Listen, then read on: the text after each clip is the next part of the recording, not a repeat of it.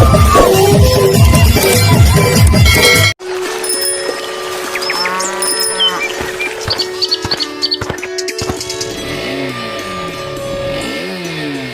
स्वतंत्रता दिवस था। मल्लू मिठाई वाला अपनी दुकान पर जलेबियां छान रहा था। दुकान पर कस्टमर्स की भीड़ लगी हुई थी।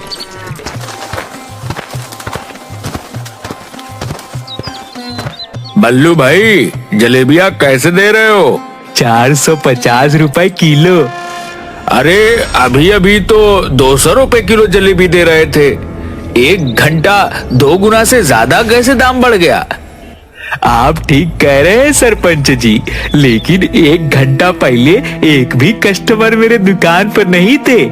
अभी भीड़ को देख रहे हैं ना, अभी 500 रुपए किलो भी बेचूंगा तो हाथों हाथ बिक जाएगा।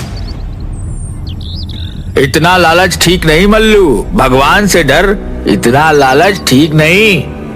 इसमें लालच की क्या बात है? इसे अर्थव्यवस्था कहते हैं। मांग बढ़ेगा तो दाम भी बढ़ेगा। 200 रुपए किलो जलेबी लेना है तो कल आकर ले लेना। आज तो यही भाव लगेंगे भैया। लेना है तो बोलो, नहीं तो आगे बढ़ो। लूंगा क्यों नहीं, मंत्री जी अभी आने वाले हैं झंडा फहराने के लिए।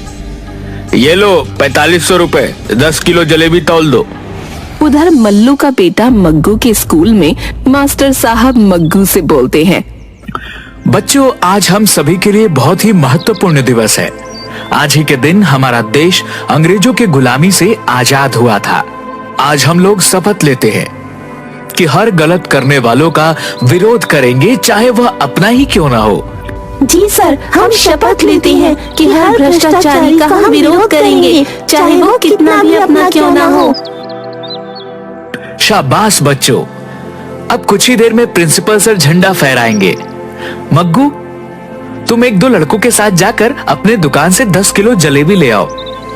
मग्गू 2 लड़कों के साथ जलेबी लाने के लिए अपनी दुकान पर जाता है। मग्गू बहुत ही जिद्दी लड़का था। अगर वो कोई चीज एक बार करने की ठान लेता तो वो करके ही दम लेता।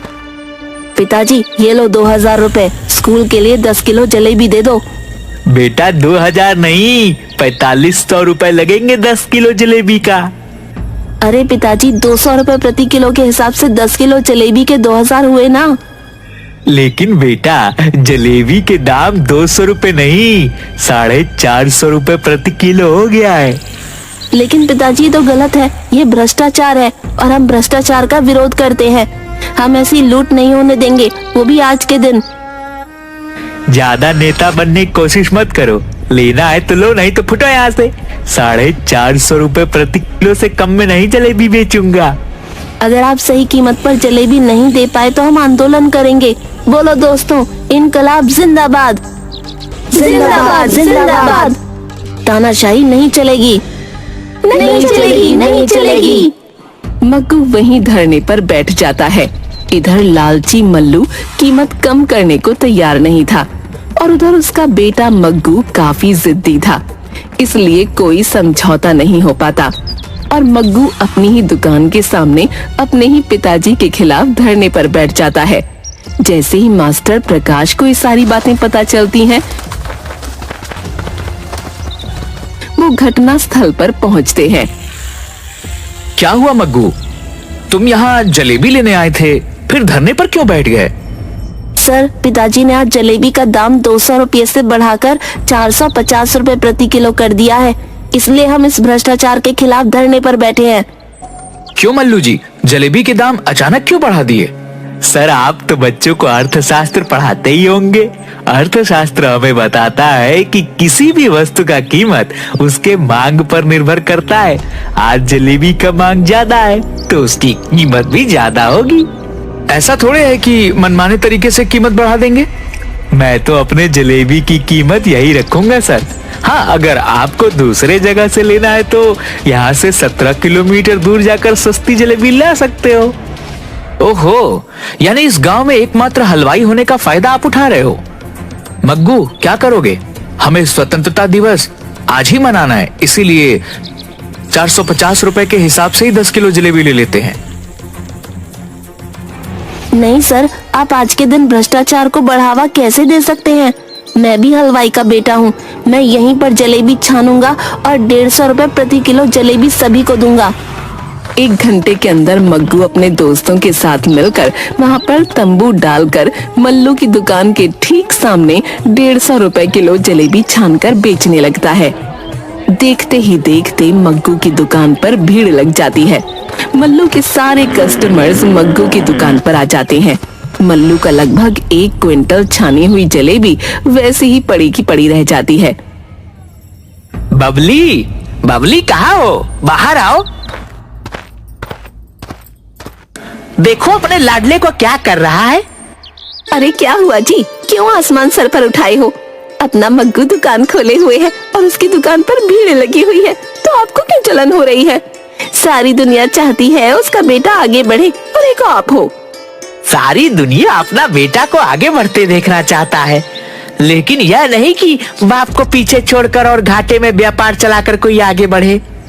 वह देखो दाम के दाम जलेबियां बेच रहा है। मेरी 1.5 क्विंटल जलेबियां यूं ही बर्बाद चली जाएंगी, उसको कोई फर्क नहीं पड़ता। अब तुम तो उसे जानते ही हो कि वो कितना जिद्दी है। अगर उसने जिद पकड़ ली तो वो उसे पूरा करके ही रहेगा। और तुम्हें क्या पड़ी थी 2 गुने से ज्यादा दाम पर जलेबियों को बेचने की? मैं कह देती हूँ जी, यही लालच आपको एक दिन कहीं को नहीं छोड़ेगा। आओ आओ चाचा आओ, चाची आओ, भैया और भाभी आओ, दाम के दाम जलेबियाँ खाओ, स्वतंत्रता दिवस धूमधाम से मनाओ। तभी वहाँ से सरपंच जी के साथ मंत्री जी गुजरते हैं। मग्गू की दुकान पर भीड़ देख हुकुमचंद जी, ये आपके गांव में इतनी भीड़ क्यों लगी है? शायद कोई जलेबी की दुकान है। लेकिन ठीक सामने या बड़ी सी जलेबी की दुकान में एक भी आदमी नहीं, ऐसा क्यों? मास्टर जी, मल्लू के दुकान के सामने किसने जलेबी की दुकान खोली है? और उनके दुकान पर भीड़ है, इसके दुकान पर की भीड़ कहाँ गई? सरपंच जी, मल्लू ने अपने जलेबी का दाम दुगना से भी ज्यादा रखा था। उसी के खिलाफ उसका बेटा मग्गू दाम के दाम जलेबियां बेच रहा है, इसीलिए वहाँ पर सारी भीड़ है। वाह, इस युग में इतना अच्छा विचार वाला लड़का। सरपंच जी, मैं उस लड़के से मिलना चाहूंगा। बेटा मग्गू, जरा इधर आना, मंत्री जी तुमसे मिलना चाहते हैं। नमस्ते मंत्री जी। मंत्री जी जिंदाबाद जिंदाबाद जिंदाबाद। मग्गू जिंदाबाद जिंदाबाद जिंदाबाद। देखो मल्लू, अपने बेटे से कुछ सीखो, किस तरह लोगों के सेवा के लिए तत्पर है। तुम्हें अपने बेटे पर गर्व होना चाहिए।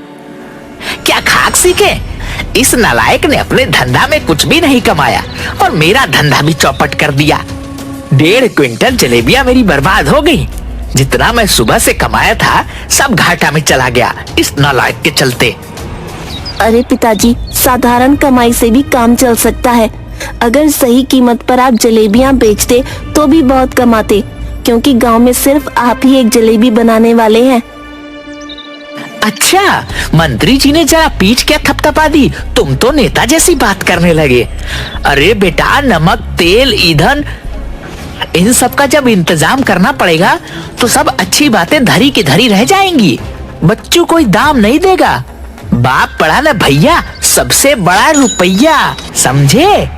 मैं ज्यादा तो नहीं जानता, पर मैंने आज शपथ ली है कि हर बुराई को हम रोकेंगे। अगर आप कल से भी उचित मूल्य पर सामान नहीं बेचते तो मैं खुद उचित मूल्य पर लोगों को खाना उपलब्ध करवाऊंगा। मैं अपने सामान के मूल्य को कम नहीं करने वाला। तो ठीक है पिताजी, मैं भी आपका जिद्दी बेटा हूँ। मैं गांव के लोगों को जितनी भी कम हो सके उतने कम रेट पर कचौड़ी बनाकर खिलाऊंगा। दूसरे दिन से मग्गू अपनी कचौड़ी की दुकान मल्लू की दुकान के ठीक सामने लगाने लगता है। कम कीमत पर भरपेट कचौड़ी खिलाने के चलते उसकी दुकान पर लोगों का दिन भर तांता लगा रहता, जबकि मग्गू के पिताजी मल्लू अपनी दुकान पर बैठे मक्खी मार रहे होते। इस तरह मल्लू धीरे धीरे अपने घर में बैठकर खाते खाते कंगाली की कगार पर पहुंच जाता है। जगिया, इधर सुन, तुम्हें एक काम करना है। तुम तो जानते हो मल्लू काका, एक बोतल दारू के बदले जगिया कुछ भी कर सकता है। अरे जगिया, मैं तुम्हें 10 दिन फ्री में दारू का बोतल दिलवा दूंगा, लेकिन यह काम सीक्रेट है, किसी को भी मालूम नहीं चलना चाहिए। अरे मल्लू काका, आप काम बोल कर तो देखो, मेरे इस कान से दूसरे कान को खबर नहीं होगी। ये जगिया बेवड़ा का वादा है।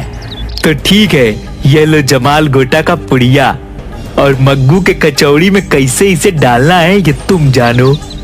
आप फिक्र न करो मल्लू काका, बस मेरे हाथ की सफाई देखते जाओ। दूसरे दिन जगिया सुबह सुबह मग्गू की दुकान पर जाता है।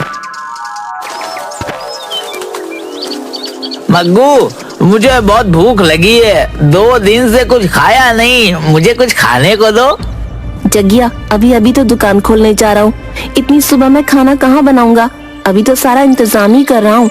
थोड़ी देर बाद आना, उसके बाद मैं तुम्हें कचौड़ी खिलाऊंगा। जगिया बेवड़ा है पर मुफ्त खोर नहीं। मैं मुफ्त में खाकर भिखारी नहीं बनना चाहता, मैं काम करके खाना चाहता हूँ। लाओ, मैं कचौड़ी का आटा गूंथ दूं। ये तो अच्छी बात है जगिया, हर आदमी को स्वाभिमानी तो होना ही चाहिए। ये लो, आटा गूंथ दो। जगिया चुपके से आटा गूंथते हुए उसमें जमाल गोटा वाला पुड़िया मिला देता है। उस दिन जितने भी लोग मग्गू की दुकान पर खाना खाने आते हैं, सभी या तो बीमार पड़ जाते हैं या दस्त से उनकी हालत खराब हो जाती है। गांव में हाहाकार मच जाता है।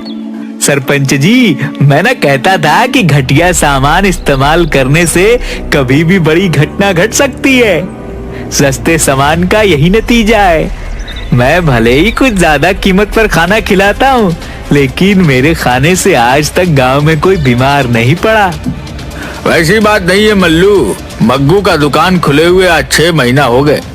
6 महीनों में ये पहली घटना है। ये तो जांच का विषय है। मैंने पुलिस इंस्पेक्टर धाकड़ सिंह को इसकी जांच के लिए बोल दिया है। तभी धाकड़ सिंह जगिया को पकड़े हुए वहाँ पहुँचता है। ये रहा सरपंच जी, जिसने मग्गू के कचौड़ी में जमाल गोटा और बीमार होने वाला जहरीला पाउडर मिलाया था। पर इंस्पेक्टर साहब, आपको ये पता कैसे चला कि इसी ने मग्गू के कचौड़ी में जहरीला पदार्थ मिलाया है? दारू का ज्यादा सेवन कर लेने के कारण यह थाने के पास गिरा हुआ बड़बड़ा रहा था। इसके पास दारू की 10 बोतलें थी। पूछताछ में यह बताया कि मल्लू ने उसे यह दारू उपलब्ध करवाए हैं। उसके बदले में इसने मग्गू के कचौड़ी में कुछ पाउडर मिलाया था। देखा मल्लू, लालच ने तुम्हें कहां पर लाकर छोड़ा। अपने बेटे के खिलाफ तुम अपराधी बन गए, साथ में सारे गांव के लोगों को संकट में डाल दिया। ले जाइए इंस्पेक्टर साहब इस लालची आदमी को। इंस्पेक्टर मल्लू को पकड़कर ले जाता है। अदालत उसे 6 महीने के कारावास की सजा सुनाती है। इधर मग्गू धीरे धीरे अपने दोस्तों की मदद से कई शहरों में सस्ती कचौड़ी की दुकान खोल लेता है। उसकी जिद थी कि हर आदमी को उचित कीमत पर खाना उपलब्ध करवाए।